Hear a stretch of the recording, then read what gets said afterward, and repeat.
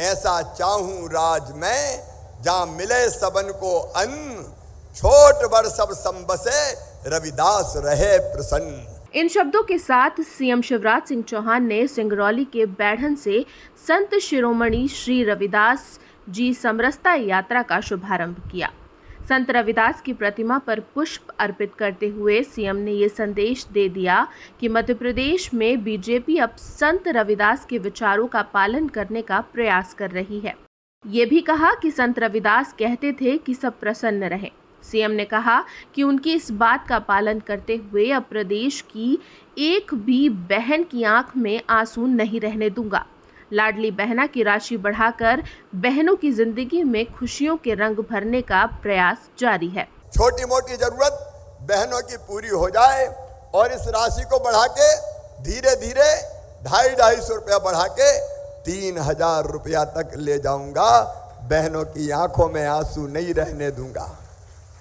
उनके चेहरे पर मुस्कुराहट लेके आना है, क्योंकि संत रविदास जी यही कहते थे, सब प्रसन्न रहे तो बहनें क्यों दुखी रहे, बहनें क्यों हाथ फैलाए। और ये पैसा नहीं है मेरी बहनों, ये तुम्हारा सम्मान लौटा रहा हूं, ये तुम्हारा मान है, ये तुम्हारा सम्मान है और ये तुम्हारा अधिकार है। प्रधानमंत्री नरेंद्र मोदी के सबका साथ, सबका विकास और सबका विश्वास के नारे को दोहराते हुए सीएम शिवराज ने कहा कि पूरी पार्टी इस मंत्र का पालन कर रही है। गरीबों को निःशुल्क राशन दिया जा रहा है। साथ ही ये ऐलान भी किया कि गरीबों को 5 रुपए में भरपेट भोजन भी उपलब्ध कराया जाएगा। कि दिल्ली में प्रधानमंत्री श्री नरेंद्र मोदी जी भी सबका साथ, सबका विकास और सबके विश्वास के मंत्र पर चल रहे हैं। मिला है सभी को अन्न और इसलिए गरीबों को निःशुल्क राशन वितरण का कार्यक्रम भारतीय जनता पार्टी की सरकार कर रही है। कोई भूखा ना सोए।